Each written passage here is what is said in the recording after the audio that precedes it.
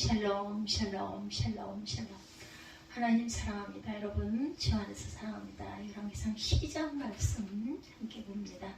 섬김을 실천해 나가십시다. 1절부터 보죠. 열왕기상 12장 1절부터 봅니다. 르호보암이 세겜으로 갔으니 온 이스라엘이 그를 왕으로 삼고자 하여 세겜에 이르렀습니다.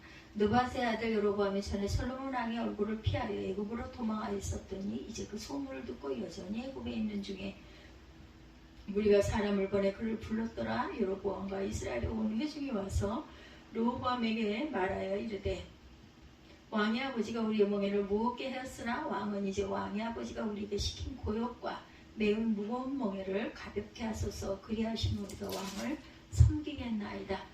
르호보암이 대답하되 갔다가 3일 후에 내게로 오라 하며 백성이 가니라. 르호보암 왕이 그의 아버지 솔로몬의 생전에 그 앞에 모셨던 노인들과 의논하여 이르되 너희는 어떻게 충고하여 이 백성에게 대답하게 하겠느냐. 대답하여 이르되 왕이 만일 오늘 이 백성을 섬기는 자가 되어 그들을 섬기고 좋은 말로 대답하여 이르시면 그들이 영원히 왕의 종이 되리이다 하나 왕이 노인들이 자문하는 것을 버리고 자기 앞에 모셔있는 자기와 함께 자란 어린 사람들과 의논하여 이르되 너희는 어떻게 자문하여 이 백성에게 대답하게 하겠느냐. 백성이 내게 말하기를 왕의 아버지가 우리에게 매운 멍에를 가볍게 하라 하였느니라. 함께 자라난 소년들이 왕께 아뢰 이르되 이 백성들이 왕께 아뢰기를 왕의 부친이 우리의 멍에를 무겁게 하였으나 왕은 우리를 위하여 가볍게 하라 하였은즉 왕은 대답하기를 내 새끼 손가락이 내 아버지 허리보다 굵으니 내 아버지께서 너에게 무거운 멍에를 매게 하였으나 이제 나는 너희의 멍에를 더욱 무겁게 할지라. 내 아버지는 채찍으로 너희를 징계하였으나 나는 정갈 채찍으로 너희를 징계하리라 하소서. 온전치 못한 충언을 하죠. 솔로몬이 죽고 그의 아들 르호보암이 뒤를 이어 왕이 됐어요. 온 이스라엘 백성들은 그 르호보암을 왕으로 추대하기 위해서 세겜성에 모입니다. 이때 여로보암이라는 사람이 애굽에서 돌아와서 백성들의 틈에 있었죠. 그는 에브라임 지파 사람으로 솔로몬 왕 시절에 각종 큰 공사의 현장 감독을 했던 아주 충직하게 일을 잘했던 사람입니다. 솔로몬은 여로보암 청년이 각종 공사 현장에서 탁월한 지혜와 성실함을 보여주었기 때문에 그를 크게 발탁해서 그를 현장 감독관으로 세웠어요.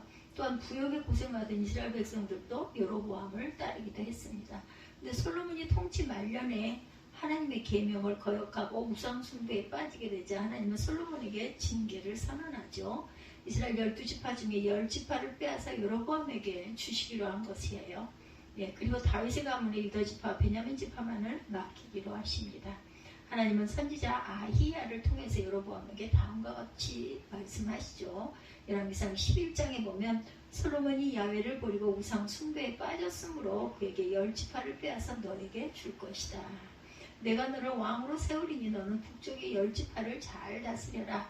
만일 내가 내 명령에 순종하되 다윗처럼 순종하면 내가 너와 함께 할 것이요 내가 다윗을 위하여 견고한 집을 세운 것처럼 너에게 견고한 집을 주리라 이렇게 약속을 하셨습니다. 아히야 선지자 이 예언의 말씀이 사람들에게 알려졌고 솔로몬도 알게 되죠. 솔로몬은 자신이 총애하는 여로보암이 자신을 위협하는 정적이 될 소지가 있다는 것을 알고 여로보암을 죽이려고 하죠. 여로보암은 황급히 애굽으로 도망을 쳤고 애굽 왕은 그를 보호해 줍니다. 솔로몬이 죽자 10지파 백성들은 서둘러 애굽에 있는 여로보암을 부르죠. 왜냐하면 하나님이 아히야 선지자를 통해서 하신 말씀을 알고 있었고 여로보암의 리더십을 인정하고 그를 따르기 때문입니다. 그래서 그들은 여로보암을 앞세워서 마지막 왕으로 즉위한 르호보암에게 나아가 건의를 하게 합니다. 왕의 아버지는 우리에게 무거운 멍에를 지우셨습니다. 그러나 이제 혹독한 강제노동의 의무와 왕의 아버지께서 지우신 무거운 세금을 좀 가볍게 해주십시오. 그러면 저희가 왕을 섬기겠나이다. 르호보암이 대답하죠. 돌아가 3일 후에 다시 와라. 그래서 사람들이 돌아갑니다. 르호보암은 예루살렘에 살고 어린 세겜에 와 있었기 때문에 예루살렘에 사람을 보내어 조언을 구하려고 3일 후에 다시 와라. 르호보암 왕은 자기 아버지 솔로몬이 살아있을 때 왕 앞에서 섬겼던 노인들에게 조언을 구하죠. 그러자 그들에게 좀 가볍게 해주고 그들을 좀 편안하게 해줘라. 그러면 평생을 당신을 잘 섬기는 백성들이 될 것이다 라고 조언을 해요. 충언을 합니다. 그러나 그것을 마땅치 않아 받아들이지 않죠. 너희는 어떤 조언을 하겠느냐. 왕의 아버지가 우리에게 시온 멍에가 가볍게 해달라고 내게 말하는 이 백성에게 어떻게 대답하겠느냐. 왕과 함께 젊은 젊은이들이 대답하죠. 왕께서는 왕의 아버지는 우리에게 모험 멍에를 지우셨으나 왕은 우리 멍에를 가볍게 해달라고 말하니 백성들에게 이렇게 말씀하십니다. 내 새끼손가락이 내 아버지 허리보다 굵다. 내 아버지께서 너에게 모험 멍에를 지우셨다 했느냐? 나는 그 멍에를 더 무겁게 할 것이다. 내 아버지께서 채찍으로 치셨다면 나는 전갈로 칠 것이다. 3일이 지난 후에 여로보암과 모든 백성이 르호보암에게 왔을 때 왕은 노인들에게서 받은 조언을 무시하고 자기와 함께 자란 젊은이들의 조언을 따라 백성들에게 거친 말로 퉁명스럽게 답변합니다. 내 아버지께서 너희 멍에를 무겁게 하셨다 했느냐? 나는 더 무겁게 할 것이다. 내 아버지께서 너희를 채찍으로 치셨다면 나는 전갈로 칠 것이다. 왕이 이렇게 나오자 백성들의 마음은 그에게서 완전히 돌아서죠. 그들은 르호보암과 유다 지파의 통치를 거부하고 떨어져 나가 별도의 나라를 세우기로 마음을 먹게 되고, 이런 결과가 나타난 것은 르호보암의 어리석은 행동도 원인이었지만 하나님께서는 이미 선지자 아이야를 통해 느밧의 아들 여로보암에게 하신 말씀을 이루기 위한 것이었다. 또한 거슬러 올라가면 솔로몬의 불순종과 우상 숭배가 근본 원인이었다는 것. 열지파 백성들은 르호보암이 자기들의 건의를 전혀 받아들이지 않는 것을 보고 왕에게 아주 당돌한 태도로 말합니다. 우리가 다윗과 무슨 상관이 있느냐? 우리가 이새의 아들에게 무슨 유혹을 받겠느냐? 이스라엘아, 내 장막으로 돌아가라. 다윗이여, 당신 집안이나 돌봐라. 그런 후에 그들은 각기 자기들의 지파 땅으로 돌아갑니다. 그렇지만 유다의 여러 성에 살고 있던 이스라엘 자손들은 르호보암의 통치를 받기로 하죠. 르호보암 왕은 어리석게도 사태의 심각함을 파악하지 못해요. 북쪽의 열지파가 자기가 완전히 등을 돌렸음에도 불구하고 부욕과 공사 책임자를 세우는 아도람 장관을 북쪽 열지파에 보냅니다. 그러자 열지파 백성들은 아도람을 돌로 쳐 죽여버려요. 그제서야 르호보암은 사태의 심각성을 깨닫고 서둘러 병거를 타고 전 속력으로 예루살렘으로 도망을 쳐서 간신히 목숨을 건지죠. 북쪽의 열지파 백성들은 여로보암이 애굽에 돌아왔다는 소식을 듣고 여로보암 앞으로 일제히 모여섭니다. 그리고 그를 회중 앞으로 불러내어 북쪽의 열지파를 다스릴 왕으로 세웠어요. 이 나라를 북이스라엘 왕국이다 이렇게 부르죠. 반면에 남쪽에는 르호보암 유다 지파 베냐민 지파를 다스리게 됩니다. 이 왕국을 남유다 왕국이다 해서 남북이 갈라지죠. 사울이 왕이 된 이후로 하나의 왕국이었던 이스라엘은 솔로몬의 타락으로 르호보암의 어리석음 때문에 두 개의 왕국으로 그만 분열이 되고 맙니다. 겨우 목숨을 건지고 예루살렘으로 돌아온 르호보암은 다시 한번 어리석은 행동을 하죠. 자신의 방위를 들고 독립해 나간 북쪽의 열지파를 응징하기 위해서 전쟁을 일으킵니다. 유다지파, 베냐민지파 백성들로 군사를 모으니 18만의 군사가 모였어요. 그런데 이때 하나님은 선지자 스마야에게 말씀하죠. 너는 유다 왕 르호보암과 유다와 베냐민 온 지파 백성들에게 말해라. 여호와께서 말씀하시죠. 너희는 올라가지도 말고 내 형제 이스라엘 자손들과 싸우지도 말아라. 너희는 각자 집으로 돌아가라. 이 일은 내게서 나온 것이다 라고 말씀하세요. 그래서 르호보암과 남유다 백성들은 야훼 말씀에 순종해서 집으로 돌아갑니다. 또한 자신들이 18만이 북쪽의 열지파는 그보다 많은 50만의 군사였기 때문에 처음부터 불리한 전쟁이었다는 것을 알고 있었어요. 오늘 본문의 말씀을 통해서 우리가 생각할 교훈은 무엇이었을까요? 솔로몬은 섬김을 잃어버렸습니다. 북쪽의 열지파들이 왜 솔로몬에게 불만을 갖게 되어 솔로몬의 섬김의 리더십을 잃어버렸기 때문이다. 열왕기상 3장 9절에 누가 주의 임하는 백성을 재판할 수 있사오리까? 지혜로운 마음을 종에게 주사 주의 백성을 재판하여 선악을 분별하게 하옵소서. 그는 왕이 되었을 때 섬김이 충만했던 사람이에요. 백성들을 잘 섬기고 싶어서 하나님께 지혜를 구한 사람 왕이기도 했죠. 하나님이 그럼 그의 마음을 매우 흡족하게 여기고 기뻐하셨죠. 그래서 그에게 지혜도 주시고 구하지 아니한 부까지 풍성하게 주셨어요. 근데 그는 나이가 들수록 백성을 섬기는 것보다는 눈에 보이는 큰 성과를 쌓는데 혈안이 됩니다. 그는 통치 초반의 성전 건축과 왕국 건축을 통해 건축의 성취감도 맛봤어요. 그래서 그는 이후에 국경지대에 있는 성읍에 높고 견고한 성벽을 쌓는 일에 몰두합니다. 그 역사를 끊임없이 벌이죠. 이를 위해서 백성들에게 점점 과중한 세금과 부역을 부과하게 되죠. 그러면서 솔로몬은 자기 지파인 유다 지파 백성들에게는 세금의 부역을 줄여줍니다. 열왕기상 4장에 증거하죠. 그러니 북쪽의 10지파는 솔로몬과 유다 지파에 반감을 가질 수밖에 없어요. 이스라엘 왕국의 분열의 원인은 이처럼 솔로몬이 섬김을 잃어버린 것에서 기인했다. 솔로몬이 섬김의 리더십을 보여주지 못하고 백성들의 군림하는 권위적인 모습을 누가 보고 자랐겠는가? 아들이 보고 자랐죠. 어떤 가정이 있는데 가장의 남편이 기회가 있을 때마다 집안일을 돕고 아내를 위해주는 것을 자녀들이 보고 자랐다면 그 자녀들은 훗날 화목하고 행복한 가정을 이룰 가능성이 높습니다. 왜냐하면 아들은 결혼해서 아버지처럼 섬기는 남편이 될 것이고 딸은 아버지처럼 아내에게 자상하게 잘 도와주는 남편을 얻게 될 것이기 때문이죠. 그러므로 솔로몬처럼 한때 잘 섬기다가 섬김을 잃어버리는 사람이 되지 말아야 된다는 것, 끝까지 섬김을 실천하는 저와 여러분이 되시기 바랍니다. 두 번째, 르호보암은 섬김을 거부하죠.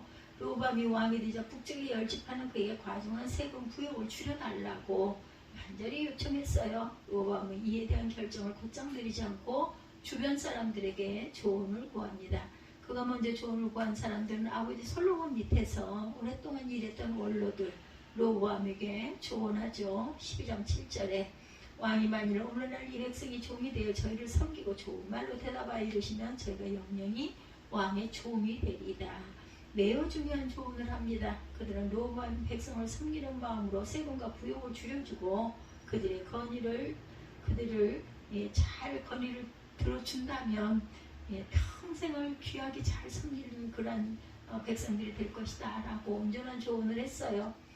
경험이 많은 사람이라서 사태를 정확하게 파악하고 있었던 거죠. 원로들은 솔로몬이 통치 말년에 섬김의 리더십을 잃어버렸기 때문에 10지파의 백성들의 마음을 떠나고 있었던 것을 르호보암이 섬김의 리더십을 잘 발휘한다면 그들이 이제 다시 잘 당신의 백성으로 잘 살아갈 것이다 이렇게 조언을 했어요. 르호보암은 사태의 심각성을 파악하지 못하고 자기와 함께 자란 청년들의 조언을 듣습니다. 그들은 르호보암처럼 풍족한 환경에서 자란 왕족과 귀족 자제들이었죠. 그들은 현실을 모르는 사람들이었고 자신들의 특권만을 귀중하게 여기는 사람들이었어요. 그래서 르호보암에게 섬김의 리더십이 아니라 권위적인 리더십을 행사해라 가르칩니다. 그들의 생각의 저변에는 르호보암이 나아가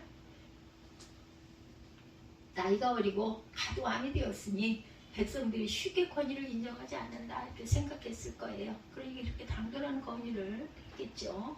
12장 14절입니다. 내부치는 채찍으로 너희를 징치하였으나 나는 정갈로 너희를 징치하리라. 르호보암은 원로들이 제시한 섬김의 리더십을 수용하지 않고 자신의 함께 자란 동년배의 그러한 벗들이 제시한 권위적인 리더십을 선택합니다. 그 결과 북쪽의 10지파 백성들은 르호보암에게 빼앗기고 말죠. 그러므로 우리는 섬김을 잘 실천해야 되겠다. 진정한 권위는 권력에서 오는 게 아니라 섬김에서 오는 것이라는 것. 또한 내 주변의 원로들과 같은 지혜로운 사람을 늘 가까이 하고 그들의 말을 경청해야 합니다. 세 번째, 예수님을 본받은 섬김을 실천해야 되겠다. 원로들이 르호보암에게 한 말은 아무리 생각해도 참 감동이죠. 왕이 백성의 종이 되어서 섬긴다면 저희가 왕의 종이 될 것입니다. 오늘날 민주주의 정신이 만연한 시대라면 이런 말은 쉽게 들을 수 있지만 고대 왕국 국가시대에 이런 말을 할 수 있다는 것은 그들의 성경의 정신으로 무장된 사람이라는 것을 보여주죠. 예수님의 말씀도 원로들의 말과 같죠. 마태복음 20장 26, 7절에 너희 중에 누구든지 크고자 하는 자는 너희를 섬기는 자가 되고 너희 중에 누구든지 으뜸이 되고자 하는 자는 너희 종이 되어야 하리라. 세상 사람들은 남 위에 군림하라는 것을 원하지만 너희는 다른 사람을 섬기는 자가 되어야 하고 종이 되어야 한다. 그런 자가 천국에서 큰 사람이고 으뜸이 되는 것이라고 가르치시죠. 마가복음 10장 45절에 인자가 온 것은 섬김을 받으려 함이 아니라 도리어 섬기려 하고 자기 목숨을 많은 사람의 대속물로 주려 합니다. 예수님은 이론만 가르친 것이 아니라 당신께서 이 말씀을 몸소 실천하세요. 그가 땅에 오신 목적이 바로 섬기기 위해서라고 말씀하시죠. 예수님은 마지막 피 한 방울, 물 한 방울까지 우리를 위해 내어주시고 우리를 섬겨주셨어요. 요한복음 13장 14절에 내가 주와 또는 선생이 되어 너희 발을 씻겼으니 너희도 서로 발을 씻기는 것이 옳으니라. 그래서 예수님은 우리에게 명령하시죠. 내가 너희를 섬겼으니 너희도 나와 같이 섬기는 자가 되라. 나는 예수님의 섬김을 받은 사람으로 그 은혜를 보답하기 위해서 어떻게 섬김을 실천하고 있는가? 가정에서 가족들을 잘 섬기고 있습니까?